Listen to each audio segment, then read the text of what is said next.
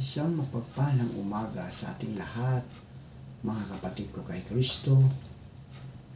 Mula sa The Solid Rock Morning Devotion, isang kagalakan na muli tayo ay makapagbulay-bulay sa salita ng Panginoon sa umagang ito. 10 minutong pagbubulay-bulay ng mga salita ng Panginoon upang papurihan at sambahin ang ating Panginoong Kristo.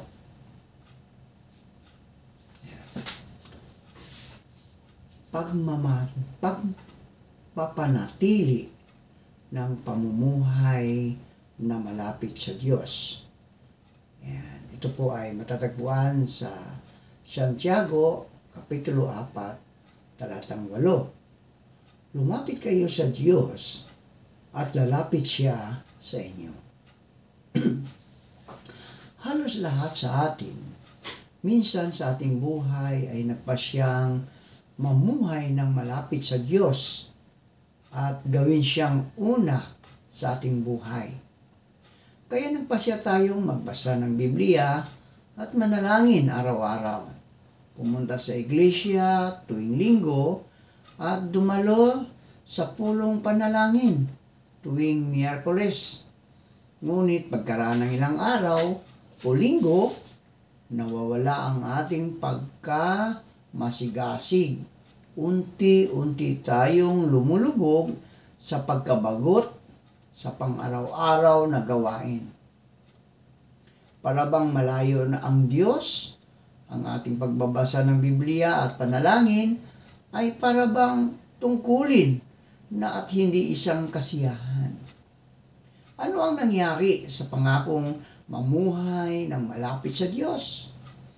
Naniniwala ako na ang Diyos ang susi sa pagpapanatili ng pamumuhay na malapit sa ating Panginoong Kristo ay hindi sa walang palyang pagsunod sa talaan ng mga dapat at hindi dapat gawin, kundi ang pagkakabatid na ang Diyos ay isang persona.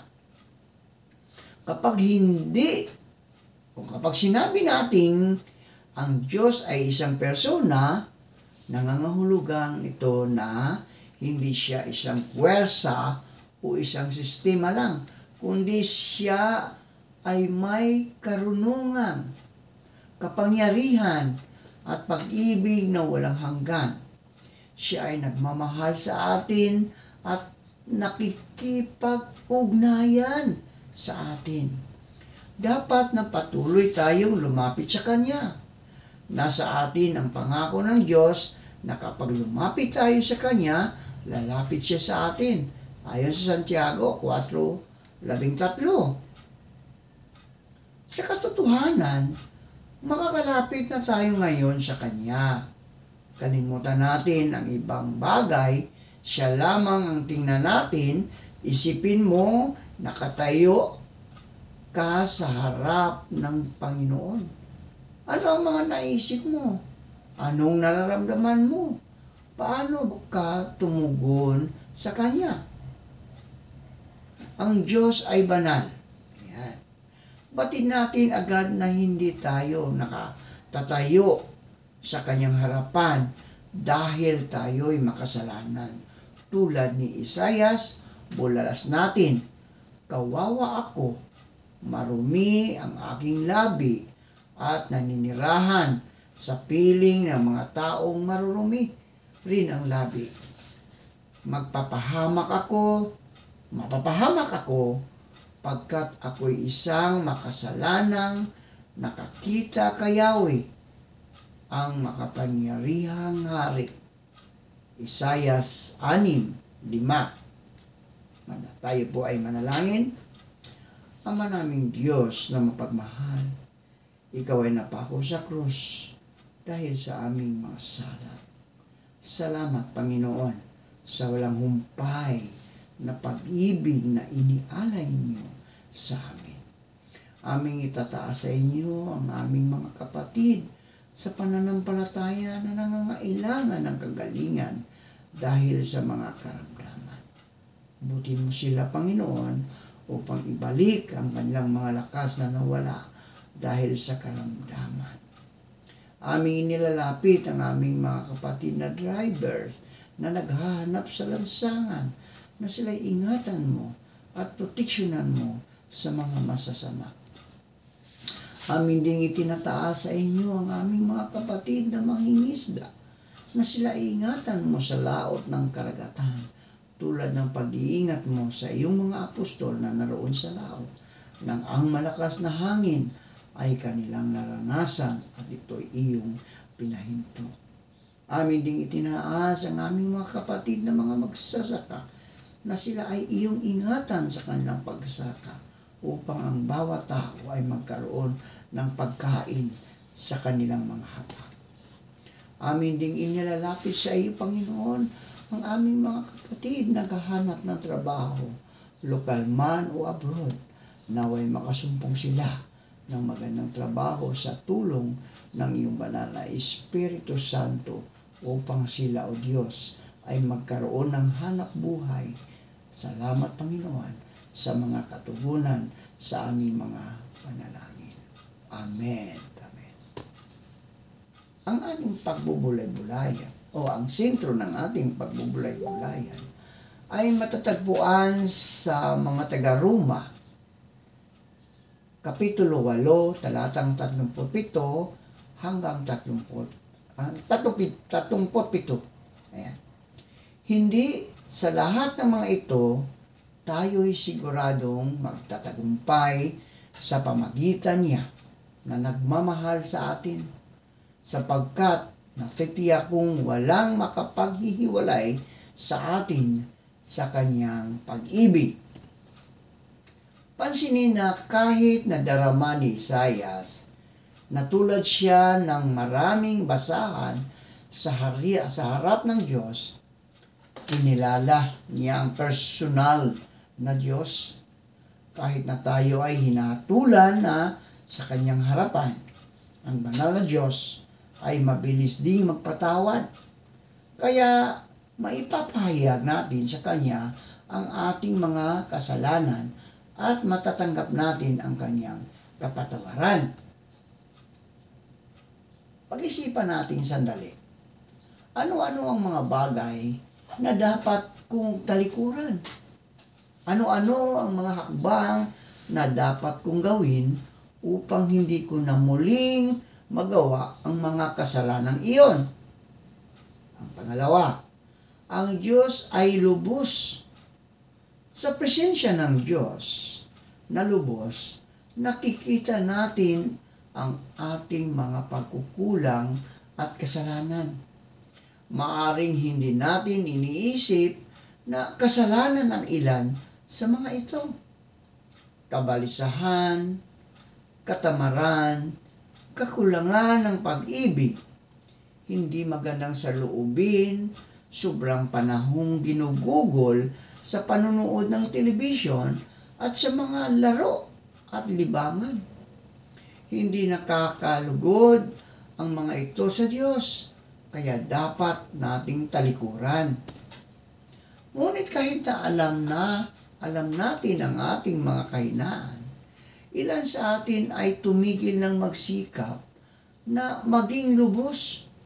Sumusuko na lamang tayo at iniisip na dahil sa maraming ulit ko ng sinikap na maging mabuti at lagi na lamang akong nabibigo. Wala nang kabuluhang magsikap pamuli. Mabuti pang manatili na lamang akong isang Kristiyanong karnal. Nahuhulog tayo sa bitag na inihanda ni Satanas para sa atin. Ngunit kung kinikilala na natin na nagmamalasakit ang Diyos, na hubugin tayo upang maging katulad niya, hayaan natin baguhin niya tayo. Asa tayo sa kanyang lakas at magiging mapagtagumpay tayo sa pamagitan ni Kristo Jesus. Ayon sa Roma 8:37. Ang Diyos ay mapagbiyaya. Yan, ang Diyos ay mapagbiyaya. Tunay na mapagbiyaya ang Diyos sa pagbibigay sa atin ng hindi nararapat sa atin. Ngunit marami sa atin ang namumuhay ng may mahabang mukha. Laging iniisip ang ating problema o ikinagagalit ang kabutihan ng Diyos sa iba. Hindi tayo makakaasang lumago bilang mga Kristiyano kung hindi natin pinasasalamatan ng Diyos araw-araw. Pag-isipan ulit natin, mga kapatid, ano ang karaniwang saloobin ko? Mapagpasalamat ba ako o mareklamo? Panginoon, kapatid, no? Magpapasalamat pa ako o mareklamo? Ang biyaya ng Diyos o ang aking mga problema ba ang aking pinagtutuunan ng pansin? Madalas ba na pinupuna ko ang iba o hinahangaan ko sila at sinasabi ko sa kanila ang aking nadarama? Ang Diyos ay pag-ibig. Likas sa Diyos ang umibig. Ngunit ipinadama ng Diyos ang kanyang pag-ibig sa atin nang mamatay si Kristo para sa atin noong tayo'y makasalanan pa. Roma 5:8. Kapag lumapit tayo sa Diyos, napupuspos tayo ng kanyang pag-ibig habang pinag-iisipan natin kung paano niya tayo iniibig. Lalo tayong namamangha kung paano iyong nangyari. Tumutugon tayo sa kanyang pag-ibig sa pamagitan ng pagsunod sa kanyang mga utos.